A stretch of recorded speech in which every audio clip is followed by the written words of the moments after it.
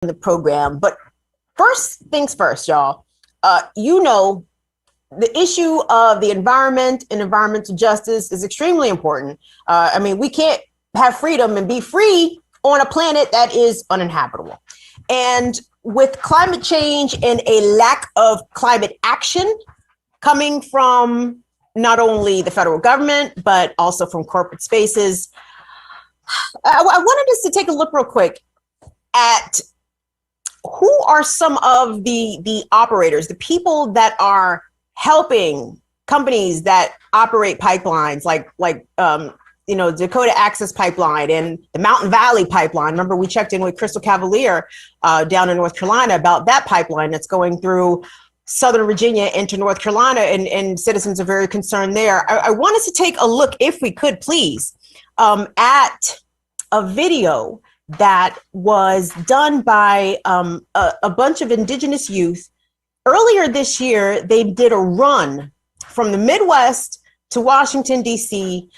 In order to express why it is so important that these pipelines be shut down in their communities.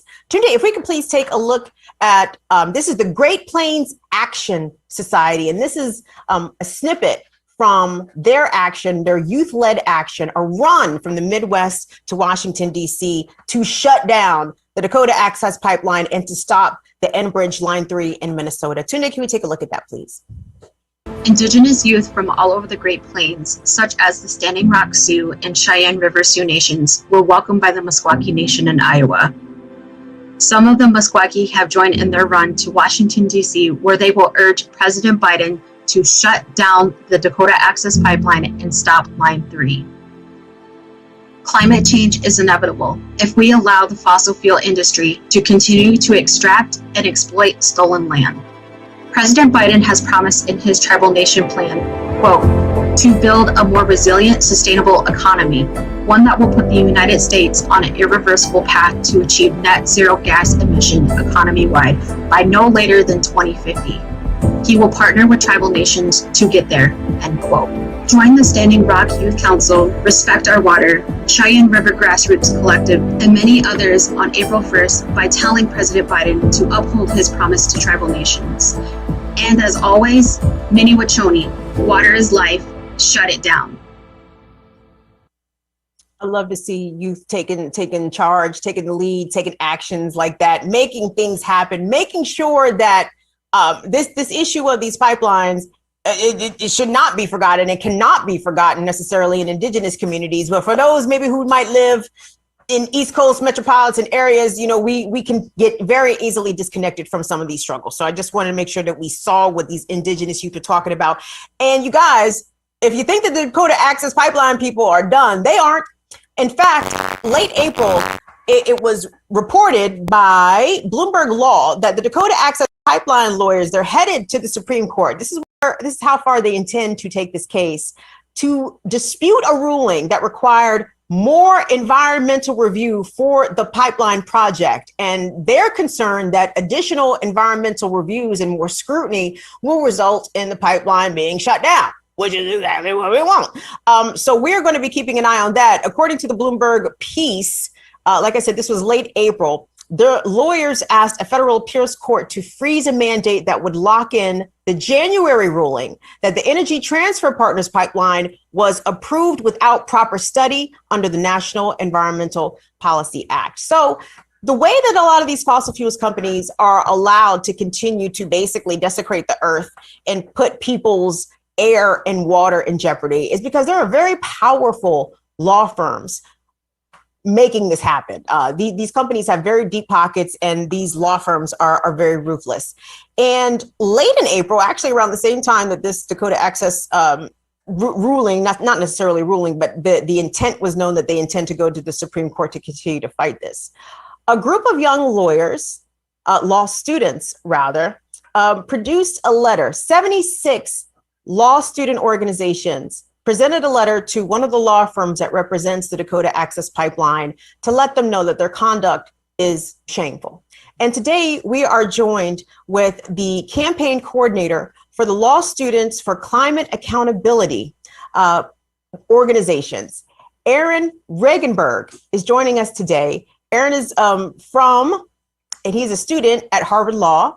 And like I said, he's the campaign coordinator, and Aaron is joining us today, making some time for us. Aaron, we appreciate it. Thank you so much. I'm so glad to be here, Kim. Aaron, so when I saw that your group had done this, I said, hey, that sounds kind of cool. And I wanted to find out more about it. So can you tell us more about what the Law Students for Climate Accountability is, what this organization is about, and why was it so unusual for over 76 law student organizations to band together and present this letter to the law firm? Absolutely. Well, you had it exactly right just now when you explained the way that the legal industry serves to prop up the fossil fuel industry. We've seen in the climate movement, the strategy of sort of tackling the different pieces of infrastructure that these corporate polluters use to continue, condemning us to an unlivable future. So that, the divest movement has had so much success targeting the financial infrastructure that keeps these corporations afloat. The Sunrise Movement has been targeting the political infrastructure, particularly in the Democratic Party, that protects the fossil fuel industry. And so for us, for the folks who came together in Law Students for Climate Accountability, which now is a network of law students spanning over 50 law schools around the country, we recognize the way that the industry that we are joining as aspiring lawyers also is playing a pivotal role, as you described, in allowing fossil fuel companies to continue polluting, to evade accountability for the damage that they're doing to frontline communities. And so we wanted to do what we could to use our position as law students and the certain amount of leverage that we have as students that these firms are, very put a lot of resources and energy into trying to recruit, to draw a line in the sand and say that this is unacceptable, that the legal industry needs to change. And so, this work started January of last year when students at a number of different law schools, first Harvard, then Yale, then NYU, then Michigan, Stanford, engaged in direct action to shut down the firm recruitment events that firms like Paul Weiss, which represents ExxonMobil, were holding at their schools, where these firms, they come onto campus, they rent out like a fancy restaurant, they try to wine and dine students. And of course, they present this image of themselves as a great ethical place to work. They talk about, the tiny fraction of pro bono work that they might do. But we know that the reality is very different. And so to really flesh out that reality, this year, Law Students for Climate Accountability produced a report that looked at the fossil fuel, the legal industry as a whole, focusing on the Vault 100 firms. That's this list of 100 of sort of the most prestigious law firms. And what we found out is that these firms are overwhelmingly working to prop up the fossil fuel industry. They are, in the last 4 years, they worked on 10 times as many cases exacerbating climate change, defending fossil fuel companies, as they did cases combating it. They lobbied 5 times more often for fossil fuel companies than for renewable energy companies. They did hundreds and hundreds of millions more dollars in transactional work for the fossil fuel industry than for industries that are in line with a livable future for our planet and for all of us. And so we're working to put a spotlight on that, to make sure that law students around the country understand this work, understand in particular that there are some firms that are really going out of their way to do the worst possible things. And so most recently, as you mentioned, we have launched this campaign targeting the firm Gibson Dunn, which represents corporations like Chevron. They represent Dakota Access. They have really been pioneering new horrifying, unethical tactics to allow these companies to do what they do. And so we're working to push them, to let them know that our generation of lawyers, the folks coming up in this industry, are not going to stand for that. And we're going to fight. We're going to fight to make sure that it becomes not okay to be doing this work. The culture is a big part in the legal industry, and right now there's a social license, right? There's a norm that says that a firm can do this kind of work and it's considered fine, and you can be prestigious and you can consider yourself, a lawyer in good standing, not a scumbag for doing this kind of work. We want to remove the social license in ways that have happened in the past. A really good example is the fight against big tobacco, through the 80s, 90s, early 2000s, where for a long time, folks were trying to bring cases to sue big tobacco for the damage and deaths it was causing. And big tobacco just, incredible resources legally, was just able to slap everything down. Over time, it became less and less cool, fashionable, okay for the top firms to be representing these companies as public opinion started recognizing how horrific they were. And that really coincided with a real turnaround in those legal efforts and theories, and eventually, had some huge, phenomenally strong suits that really brought the industry to its knees in a lot of ways. We haven't gotten there yet when it comes to Chevron, ExxonMobil, the fossil fuel industry, but we need to get there. And as law students, we want to make sure that we're a part of that fight. Aaron, when I think about law firms that could represent a Chevron or Dakota Access pipeline or any sort of other fossil fuel companies, I'm immediately put into the mindset of the movie The Devil's Advocate, right? I'm thinking about Al Pacino as the devil running this evil law firm that represents fossil fuel companies, exactly like we have here. So let me ask you this. When it comes to some of these like David and Goliath sort of dynamics, right? And it seems as though, even though Earth is Earth, Earth is the David in this situation.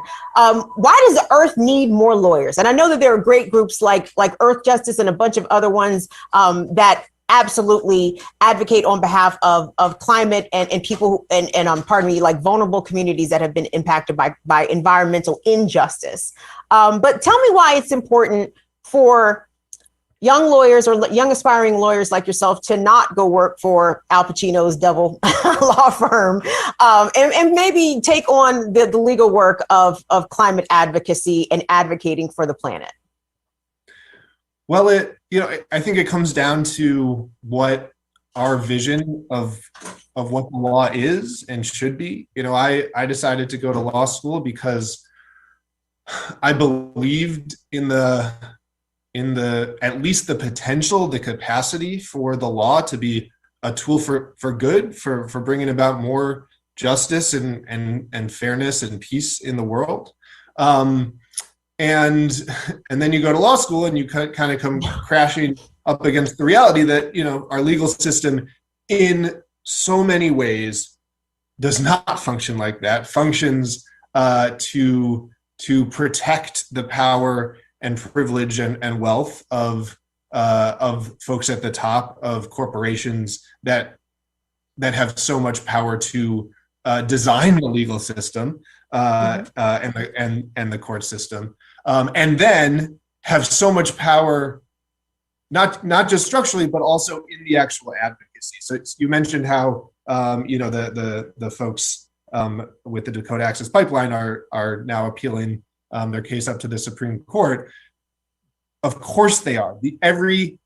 These are institutions that have the wealth, the resources, and the endless legal capacity to make sure that every possible thing that they can do to rig the game for the fossil fuel industry, they are doing in ways that, frontline communities can't possibly hope to replicate.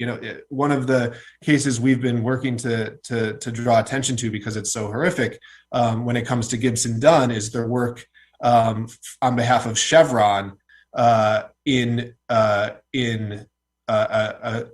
suit in Ecuador related to the dumping of unbelievable amounts of toxic materials that poisoned the land that indigenous Ecuadorian communities relied on to live, and the horror stories, the cancer, etc. They won this a really great settlement in that case, and the people like Gibson Dunn, instead of saying, okay, let's let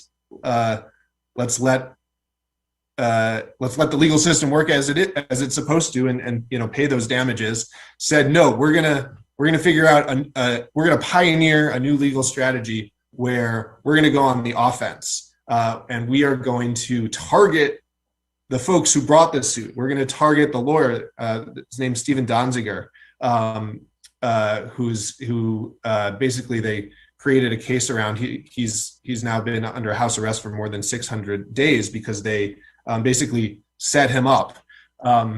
It's a pretty common tactic that a lot of these firms use. It's got a name. These are called SLAP suits, strategic litigation against public participation. And basically the idea is, if I've got infinite resources, then let's use those to intimidate, bully, silence critics. Similar to, I think we saw this a lot with how Trump uses his lawyers and his legal strategies, that we're the folks that we've hurt, that have a case against us, we're gonna throw every possible made up ridiculous thing against them, but that they still have to answer for, they still have to go through the legal mechanics for, and it will just drown them in legal costs, until critics say, okay, we give up, we're just not going to do it, it's too costly. Hey, Aaron, I'm sorry, I don't mean to cut you off, because I know you have a hard out at 25. And before you go, I wanted to ask you this quick question. Tunde, if you could pop up, I think it's A3. It's the Law Students for Climate Accountability.org, their website. I'm sorry, I didn't mean to cut you off, Aaron. I want to make sure we let you go on time. That's all. But I wanted to just ask you really quickly about the scorecard here, the climate scorecard for the Vault 100 law firms. And you have only 2 law firms that have, or pardon me, 4 law firms that have rated an A grade, and lots that are failing badly.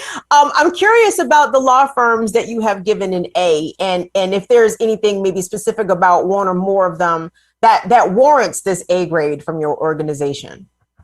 So the grading was based on looking at firms' litigation work, looking at their transactional work, and looking at their lobbying work, and basically seeing if they were doing more of that different kind of work that was exacerbating climate change or was combating it. And so there were a couple of firms that were doing more work, whether it was pro bono work, whether it was work for renewable energy, etc.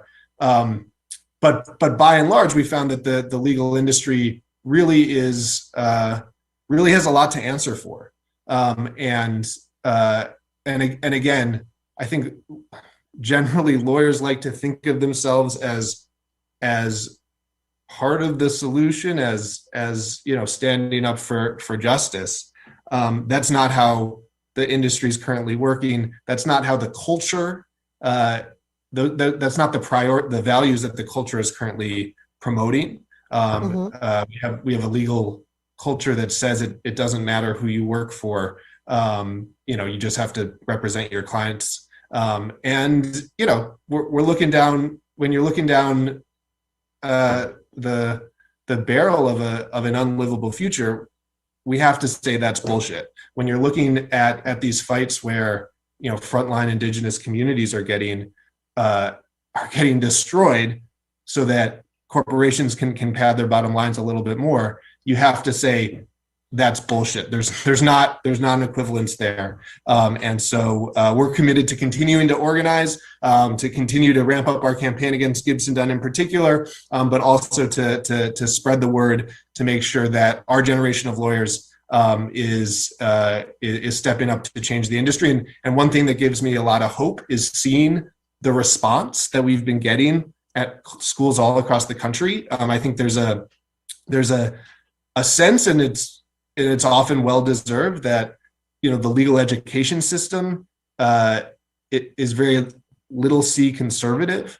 It values not stepping out of line. You don't want to do anything that could impact your job prospects at this firm or with this clerkship.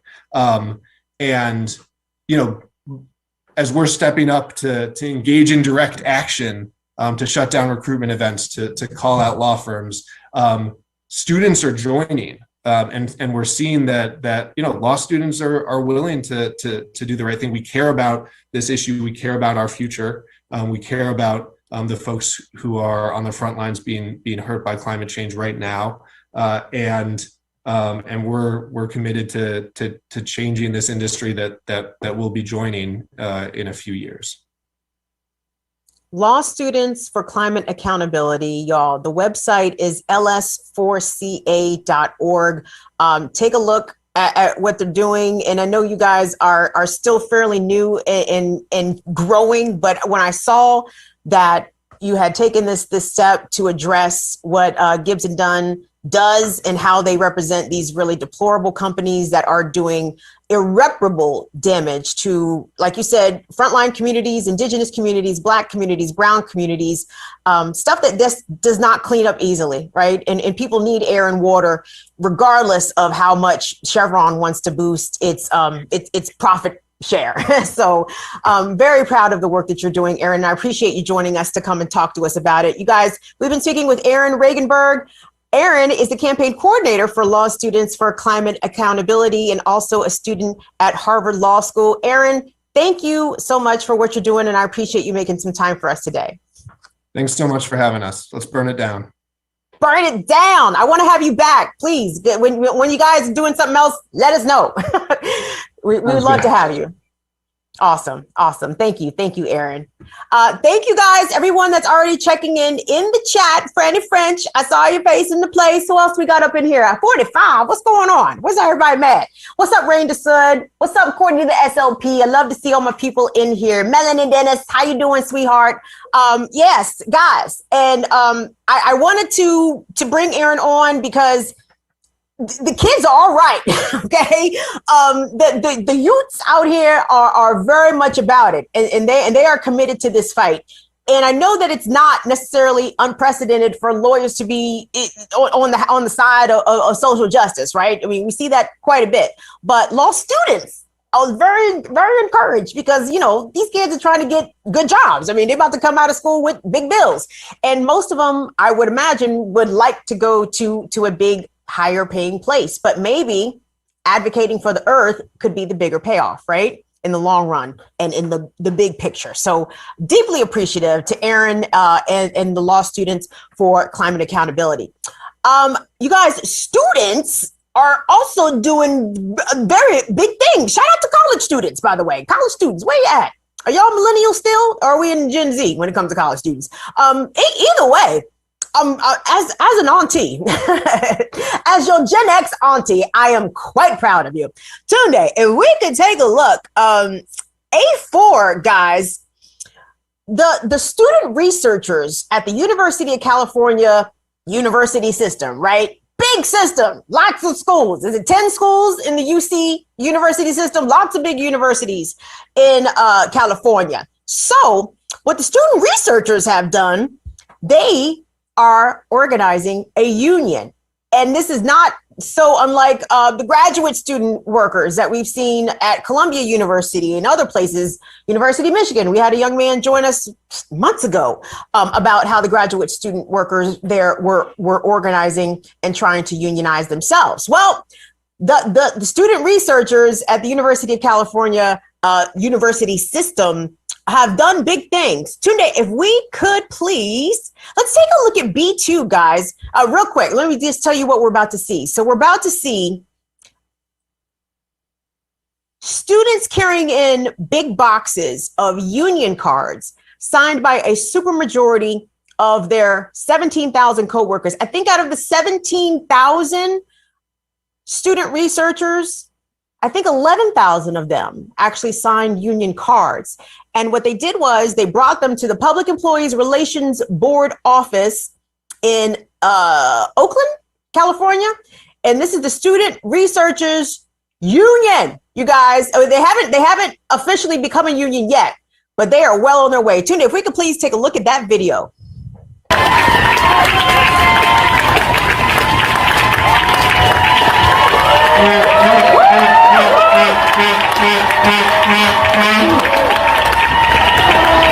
Who's got the power? What kind of power? Union power.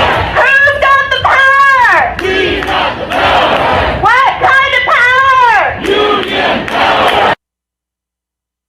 That video was shot by the DSA of East Bay. What's up, Democratic Socialists? How you doing? How you doing?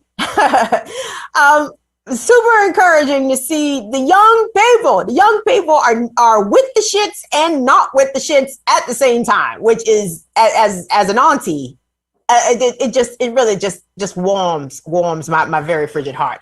Tunde, real quick, do we have to go in order of the doc, or can I go to George Floyd first, or do we need to go in the order? Awesome. Boom, let's do it. All right, guys. Yeah, Gen X. What's up, Schultz 100? Gen X for life. What was I watching? I would think it was Meet the Press, and they had all these awful graphics where it was baby boomers, Gen X, millennials. And I was like, oh, that looks about right. We are smushed in between these giant generations who care, who don't even act like we ever was here. Like, boomers like to ignore Gen X. Millennials also like to ignore Gen X. And Gen X, in typical Gen X form, whatever. Oh well. It is what it is, right, Gen X? We have resigned ourselves to apathy long ago, probably back in the 90s. We do show signs of hope. We do take action, but in the back of our minds, it is very much whatever. Howsomever, you guys, something that I'm not even trying to diminish this day at all. But the reaction by politicians to this day is very much striking me as whatever. What is definitely not whatever is the memory and the life of George Floyd. It has been 1 year since George Floyd was murdered by Derek Chauvin. And in spite of the fact that Derek Chauvin is sitting in jail right now, the other officers are also awaiting charges. Well, pardon me, they have been charged. They're awaiting trials. And a lot of people would point to that and say, well, George Floyd's family got justice. And while I think that is a true statement, I think it is very much an outlier. There are not many families out here of Black and brown, hell, even white people who get killed by the police, brutalized by the police, and get a settlement and charges and convictions against the offending officers. That's rare. That's not typical. That's not how justice normally meets itself out in this country. And the tone of the politicians, Republican and Democrat, really, I mean, everybody's kind of deplorable on this. But after Derek Chauvin's guilty verdict was announced, I'm gonna play this clip for y'all just to make y'all mad, because the shit made me mad. And when I remember this anniversary, I'm like, yep, that chick said that goofy ass shit, and that made me infuriated. But the day that the Derek Chauvin verdict was announced, the Speaker of the House, one of the most powerful Democrats, I guess she's number 3, right? Biden's the most powerful Democrat. Kamala's the second most powerful Democrat. And Nancy Pelosi's the third most powerful Democrat in Washington. And in all of her wisdom, firmly sarcastic there.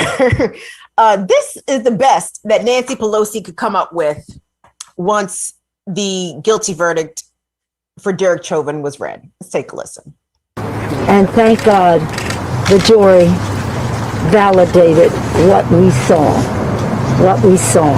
So again, thank you, George Floyd, for sacrificing your life for justice, for being there to call out to your mom. How heartbreaking was that?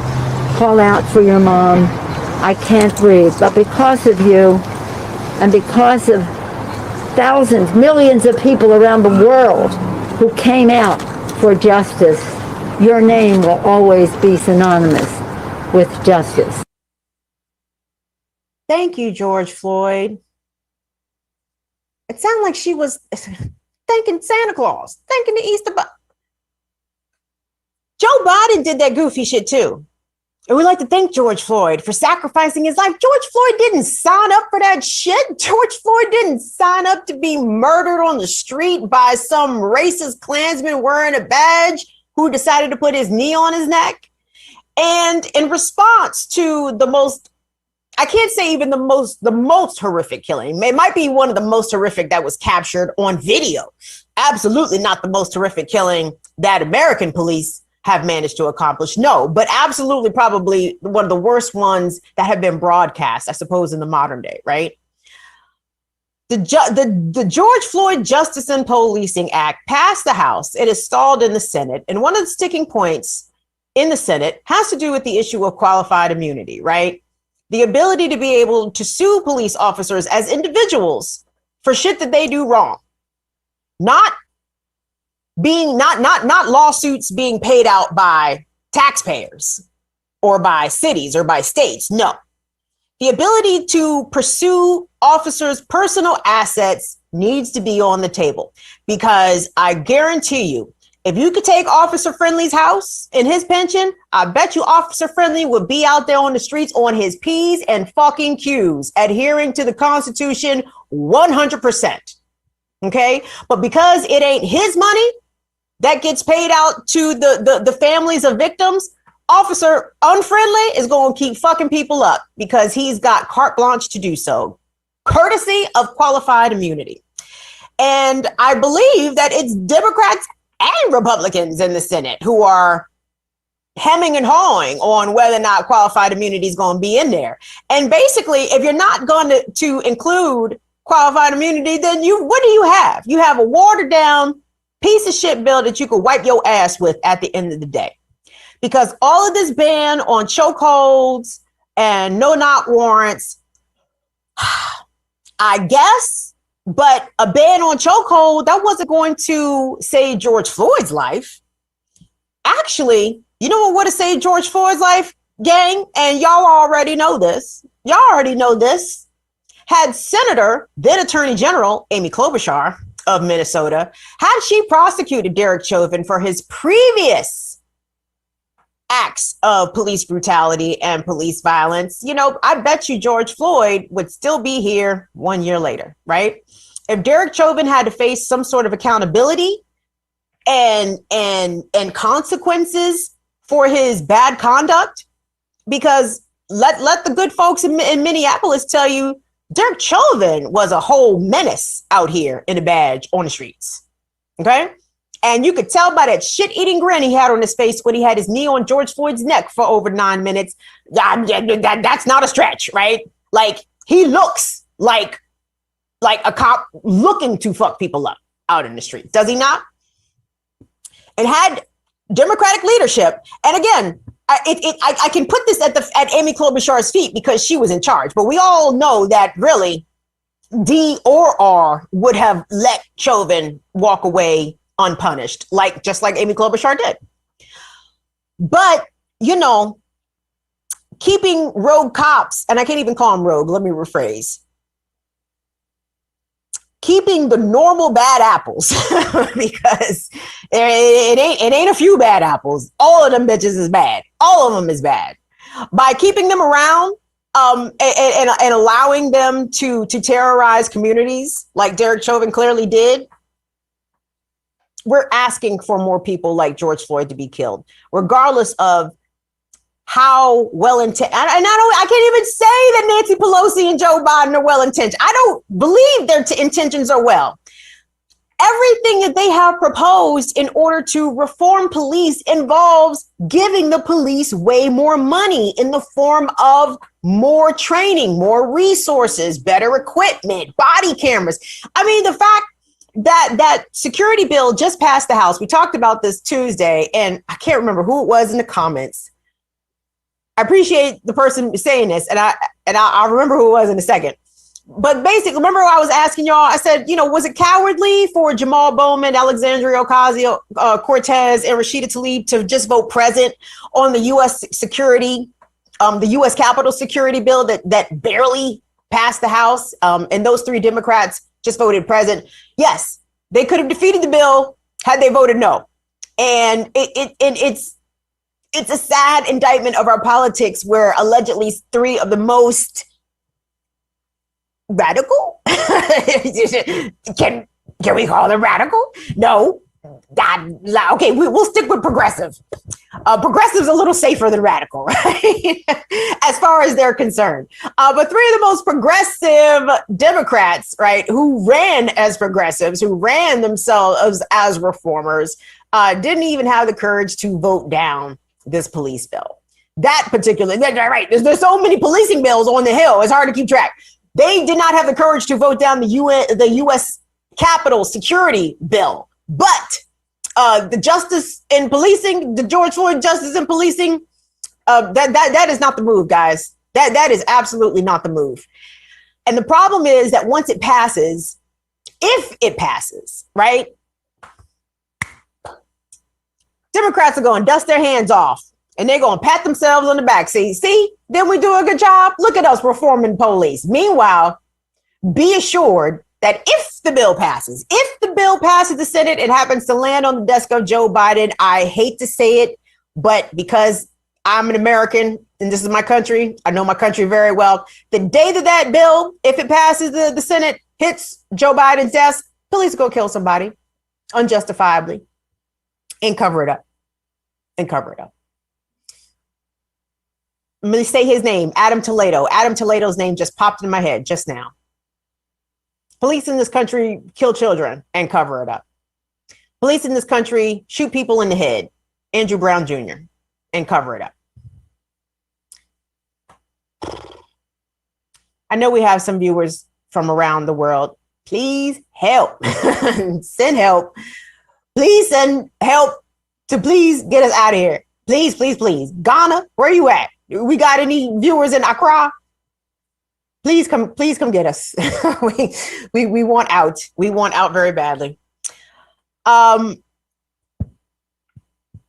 So I'm curious, guys. I mean, as it's been a year, and as we look back basically on the past year, where it was Mr. Floyd, Ahmaud Arbery, Breonna Taylor, were the three big cases that really jumped out from 2020, even though I know there were more.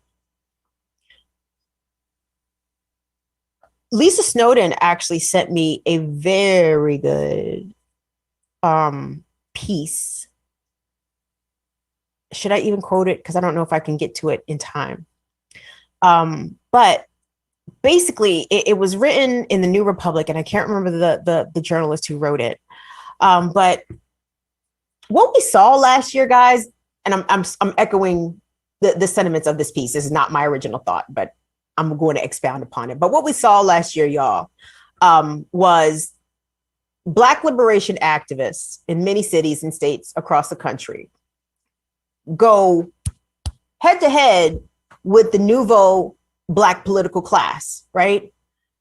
In cities like DC and Philly and Houston and Atlanta, people were out in the streets big time being met by Black cops, tear gassing them at the orders of Black police chiefs and Black mayors.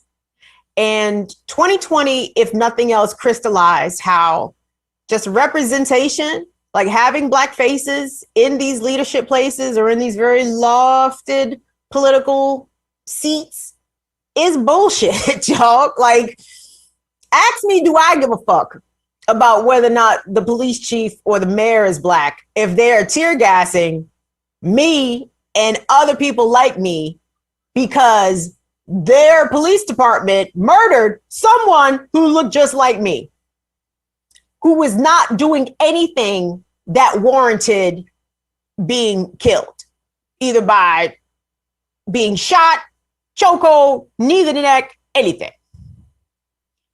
And I think that as black and brown people and our white allies, y'all need to be paying attention to, okay? Because y'all just can't be out here cheering for Lori Lightfoot just because she's a black lesbian, okay? Yes, cool, but her track record, it is boo-boo. And I can give a fuck if she was a black woman, lesbian, I can give a shit. Did she tell her police department to tear gas people? She absolutely sure the fuck did. Did Lori Lightfoot redirect hundreds of millions of dollars meant in federal COVID stimulus directly to Chicago police? Yes, the fuck she did. So I hope at a point very soon in the future, like today, us collectively as black and brown communities are instantly overrepresentation. And it's not to say that we don't need black people in those positions. We need the right black people in those positions, okay? If you're going to be a mayor, I need you to be a mayor on the side of justice and on the side of, fuck it, the Constitution. We'll play along. Let's play along like the Constitution actually applies to all of us, okay? We know it don't. Y'all know it don't. I know it don't. Let's play along, though. If we had a mayor in any given city that had a commitment to making sure and holding its police department accountable to the community, that's the kind of people that we need to be running. And I'm telling you, unfortunately, those are not the kind of people that the National Democratic Party is going to support. And just like glorious individuals like you all have been supporting this channel and other media channels, I see, you know, I recognize the Black Power media folks and the clickbaity folks. Yes, you guys support us because, you know, we're giving it to you the way that other places are not going to, that other places intentionally don't do, right? So the same way that y'all support us, we collectively have to support the right candidates. And we have to understand that our candidates, whoever we understand to be on the correct side of issues pertaining to life, living wages, access to free housing or affordable housing, healthcare, childcare, education, like people who support these things have to be protected from both the left and the right, right? Not only are conservatives coming for them, but establishment Democrats are coming for them also.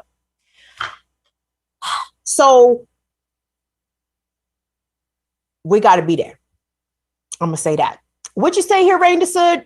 Rain Desud says, Lori Lightfoot told Rahm's line. Girl, I'm just going to say it. She cannot be trusted as far as we can spit. Yes, honey, exactly. I mean, what the fuck? I don't need Rahm Emanuel, AKA Lori Lightfoot. You feel me? Like, if Lori Lightfoot is going to act like Rahm Emanuel, Lori Lightfoot could have stayed her ass at home. Like, bitch, we didn't ask for this. And I don't mean to disrespect the system by calling her a bitch. I call everybody a bitch. I call Joe Biden a bitch to his motherfucking face. Like, I'm just kidding. No, I might call Joe Biden. I don't know if I call Joe Biden a bitch. Let me tell you something. This show is proof positive. I would never be in proximity of Joe Biden ever in my life, probably, which is fine with me. Hey guys, if you have not already hit that subscribe button, do me a favor, go ahead and hit subscribe for us. We're really close to 2,000 subscribers. I'm a bit disappointed we have not already achieved that 2,000 subscriber mark. So try to get us there, y'all. Tell some people to subscribe, and like us on Twitter. Follow us on Twitter at BurnItDownKB because we're really close to 1,400 there. What's up, Chuck Diesel? Yes. I'm so happy to see you. What's up, Radical Leftist Agenda? Who else we got in here? What's up, Big Teal? I saw you in BPM morning show this morning. Chat, Big Teal. Yes. And Anna Hart. Hello, sweetheart. Thank you. That's so kind of you, Anna Hart. Thank you, honey. That's very nice of you to say, guys. I wanted to tell you guys before I go on to the last topic, just wanted to give you guys a preview of Friday's show. And I'm going to be real with y'all. Friday's show, I believe, to me, is probably going to be one of the most important Burn It Down with Kim Browns that we've ever done. And it's because we will have Kelly Davis joining us. Now, Kelly Davis is the wife of Keith Davis Jr. Keith Davis Jr. is in jail right now for crimes his wife said that he did not commit, and I believe her.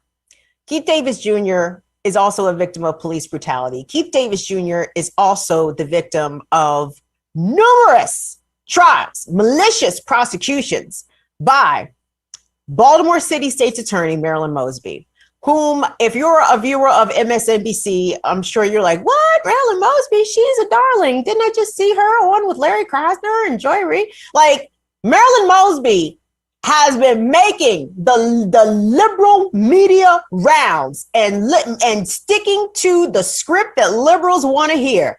However, in Baltimore City, Baltimoreans might tell you a little different, but which is also pretty interesting about Marilyn Mosby, y'all, in the city of Baltimore. I mean, I think it's like, I want to say it's almost like a three-way split, right? Like there are conservative white people who don't like her because she prosecuted the cops that one time when Freddie Gray got murdered, got no convictions for reasons I won't even actually blame her for. But she has seemingly been reluctant to try to prosecute police after that, right? Then you have the Black folks whom her husband, who is president of the city council, conflict of interest all over the place, who call people like Lisa Snowden and McCrae the vocal advocacy class, right? Because follow Lisa on Twitter, gang. Lisa be in these politicians' ass, okay? Like in the best way possible. And Lisa got receipts. Lisa don't be letting shit go. And I fucks with Lisa 100% for that. So anyway, Lisa's going to be on the show along with Kelly Davis. But Kelly Davis is going to join us to talk about what her husband has been going through. And he is now set to be tried for a sixth time. 6 times. And some of y'all might say, doesn't double jeopardy apply? Double jeopardy does not apply here, apparently, because he has never been acquitted, right? But out of those 6 trials, I believe at least 2 or 3 of them had to do with prosecutorial misconduct, right? So Marilyn Mosby's office has not been competent enough to convict Keith Davis, probably because there's not enough evidence to convict him. And the other instances have been mistrials. But that has not stopped Marilyn Mosby from maliciously going after this man, after this family. The news last week, which y'all might have saw, because it was just mess, but at the same, it was mess, but at the same time, it was like, why is this mess? Marilyn Mosby was out in public. I'm just leading this, I'm prefacing all this, y'all, because Friday we're going to go there, but Marilyn Mosby was in public recently, out having a drink. And someone walked by her and said, "Free Keith Davis Jr." And she flipped them off, right? But then she got on the Baltimore State's Attorney's Office Twitter account and lied and said, "Come on, guys, that was a thumb."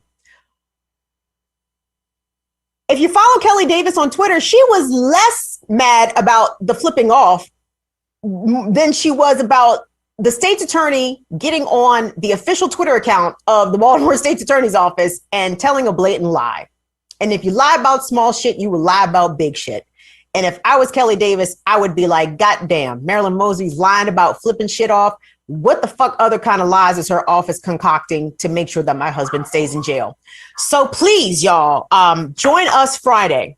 Kelly Davis, Keith Davis Jr.'s wife, will be joining us. Lisa Snowden will be joining us as well, because Lisa got some critique about the way that the Baltimore media has handled not only Keith's case, but the way that they seemingly ignore Kelly, okay, and or distort the facts surrounding the case. So please join us Friday. Friday is going to be big.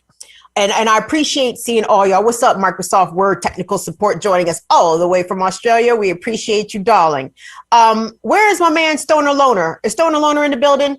You guys, Stoner Loner brought me this story, and I had seen it in passing on social media. But he sent us a couple of emails and a couple of messages on Patreon to make sure that this story was definitely brought to our attention. And I want to thank Stoner Loner for that. So guys, at the top of the show, I was talking to you about Sasha Johnson. Tuna, if you could pop up that tweet with her photo on it, please. Sasha Johnson is an activist and an organizer in the UK. They call them campaigners for Black Lives Matter UK. And over the summer, last summer, she was extremely visible and extremely vocal and out front about the movement for Black lives in London and the levels of racism that Black people and African people and people of Middle Eastern descent experience in London, not just in London, but across England, right? Across the British Isles, as it were. And tragically, she was shot in the head over the weekend, and she is still in hospital, and her condition is critical. It's not certain whether or not she will survive, let alone recover. And it is extremely upsetting because there are a lot of our leaders historically, and even in the very not so distant past, who meet unfortunate, tragic, sometimes violent demises for the work that they do. And I think the word initially, it was the messaging coming out of the UK, from what I can gather, maybe if some of our UK viewers can help, bring some clarity to this, was that Sasha had received a lot of threats and she ended up shot. But those two things necessarily didn't go together at the same time. I want us to take a peek, if we could, today, at a package from Sky News, the Sky News package. Again, I'm reluctant to play Sky News. I know who Sky News is owned by, but I looked at this and I'm like, okay, it's not too terrible. We can deal with 2 minutes of Sky News bringing us some facts regarding this case. So Tunde, if we could please take a look at that Sky News package, please, regarding Sasha Johnson. As Sasha Johnson fights for her life in hospital, her friends, family and fellow activists want to know why she was a victim of a shooting in South London. Police were called to a party in Peckham in the early hours of Sunday morning after reports of gunfire. They don't believe that Sasha was the target of the attack. But the political group she was involved with say she received multiple death threats linked to her work. Sasha was a leading figure in the Black Lives Matter protest last year. As Black people, we're saying that enough is enough. We're declaring a state of emergency in the Black community, not just here in the UK, but worldwide. Iman Ayrton lives locally and knows Sasha through their campaign work. I'm just devastated for her and her family, and it's scary. You don't want to admit that, but it's scary. You don't want to hear these types of stories, and especially about someone with such a big heart who actually dedicates her life for equality. This is why we know Sasha, because she has a big heart and because she is a fierce, strong Black woman and an anti-racist activist. I do believe that this sheds a greater light on the issue centered around serious crime violence, and I think that is the new conversation that we should now be focused on. That conversation again on the agenda for the Mayor of London. It's no consolation to Sasha's families for the fact that huge progress has been made and is being made. Gun crime is down, violent crime is down, but the fact is Sasha is currently fighting for her life in intensive care. Emotions were raw at a vigil near the hospital where she is recovering after an operation. People here are gathered to show support for someone they see as their sister in the battle for racial equality. They've spoken about her as a mother and a friend, as well as someone who inspired them to take to the streets to march for what they believe in. What a beautiful talent. And to think that she was shot in the head, I cursed some bad word. I'm not going to repeat here. To say, why? A woman of peace. a woman who had a vision. Those here are praying that Sasha will return home and to campaigning soon. This community is distraught and in search of answers. Shingi Mararike, Sky News, South London.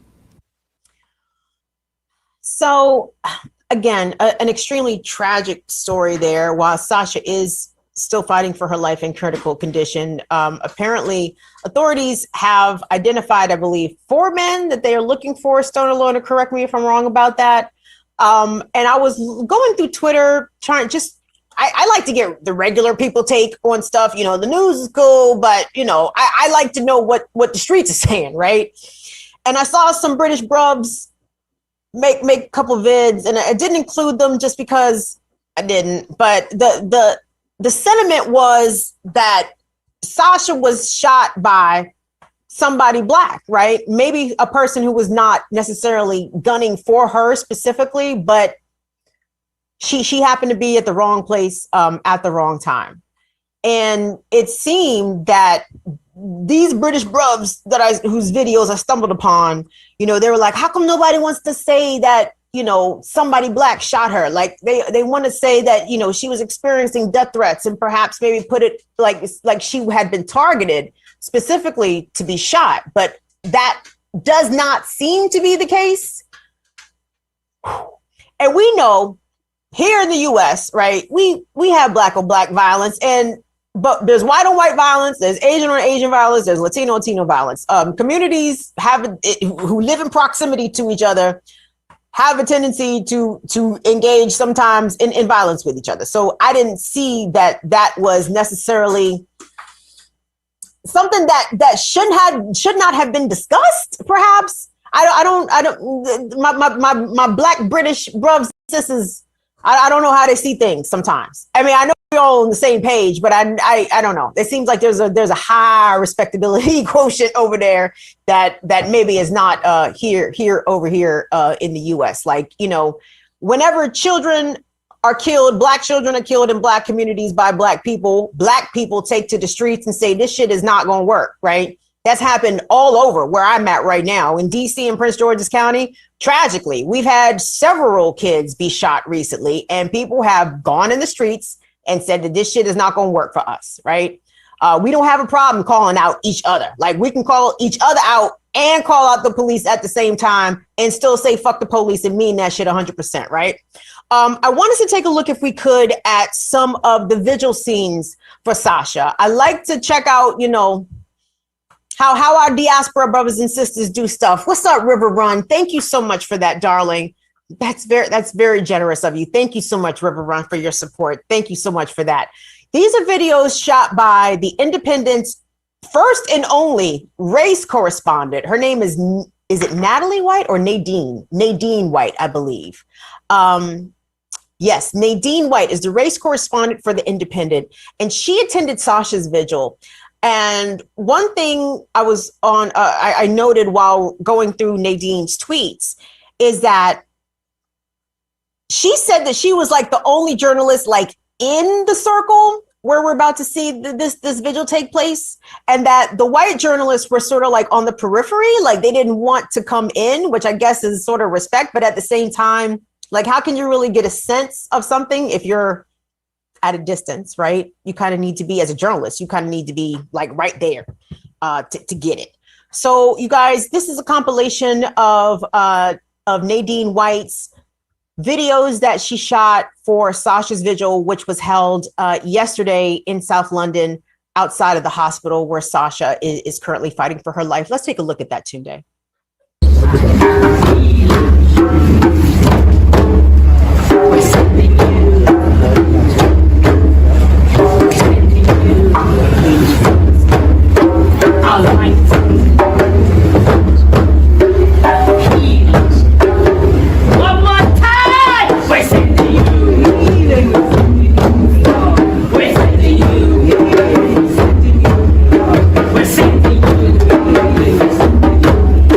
I love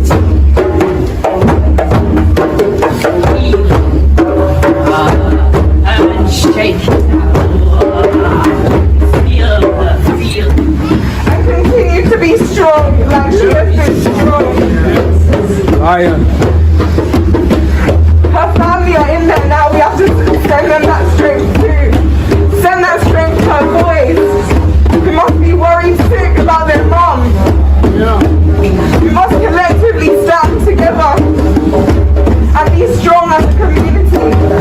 Be strong for Sasha. That's what I'm saying. Did her son's birthday last week, and she went all out. There's nothing those boys will say they ever need on this earth that they do. She does not provide for them. Sasha is a friend. If you're lucky to say you know Sasha, if you're lucky to say you know Sasha, Sasha will give you anything. You could call her at 3 a.m. and say, sis, it doesn't matter, she could be tired, you will wake up. She will wake up.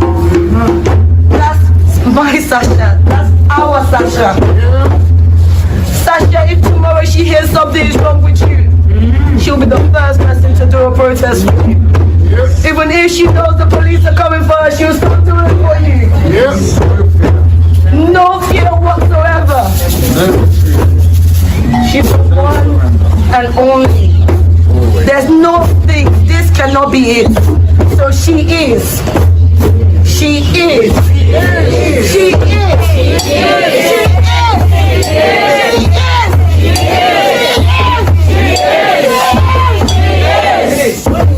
Future, tell me what's happening to the future.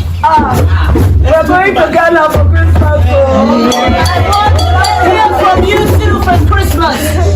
By saying, once again, thank you to all of you who came out here. And don't give the media, don't give the white supremacist media. Yeah, I said it, people see you. Don't give them a story. Don't give them a narrative.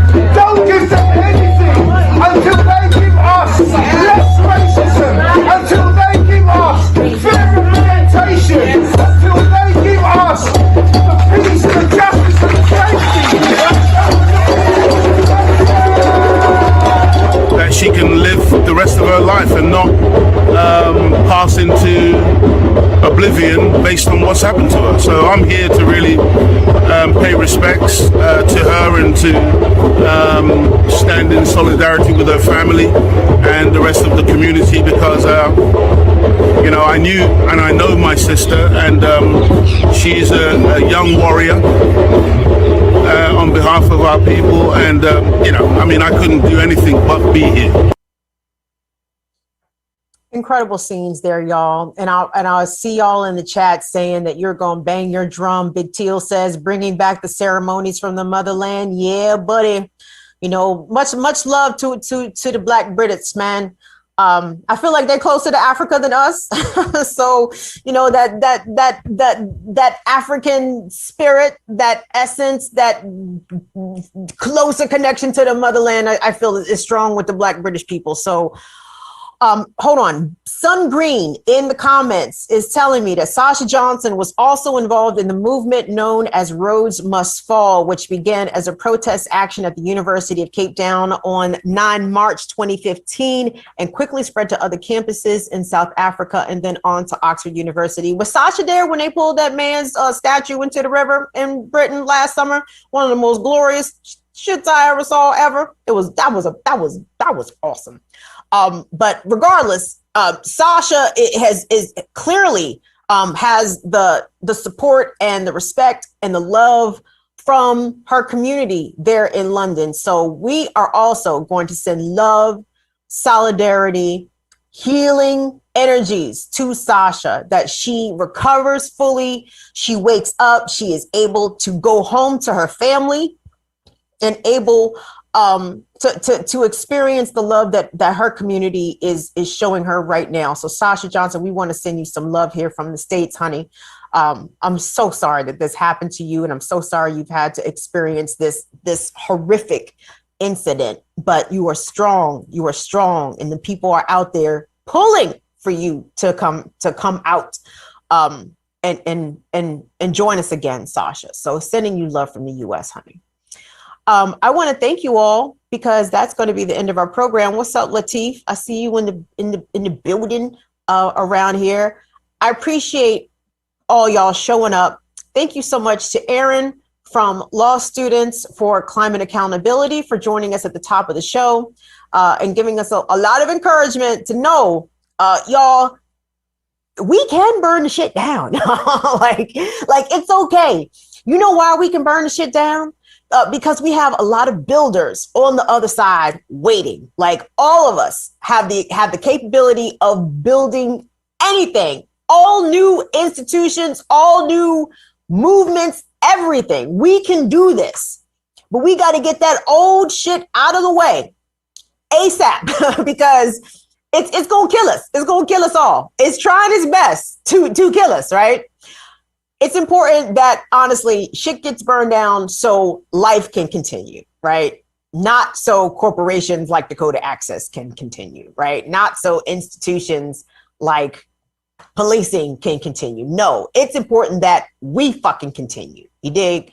So the only way that can happen is because it is for all of us to continue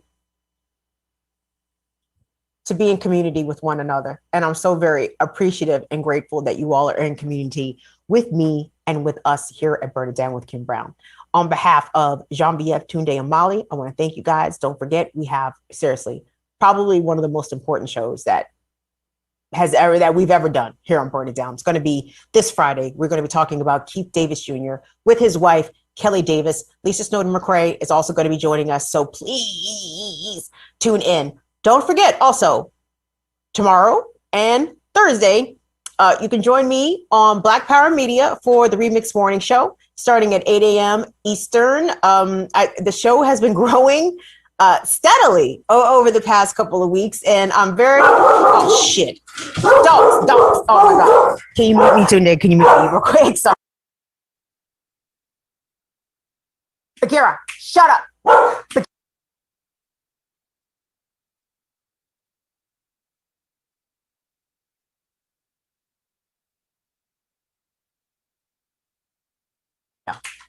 Okay, I'm good to go. Shut up. I'm sorry. Bagheera is very excited about the growth of the Remix Morning Show. Yes, I know, Bagheera, word up, on Black Power Media. So be sure to join us tomorrow morning, 8 o'clock.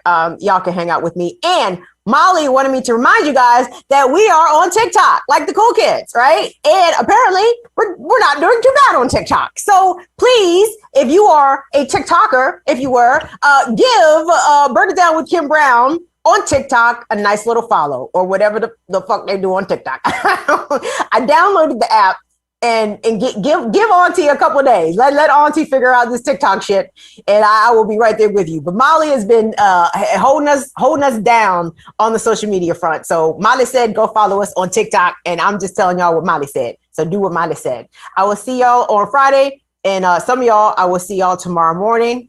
See y'all later. Bye-bye.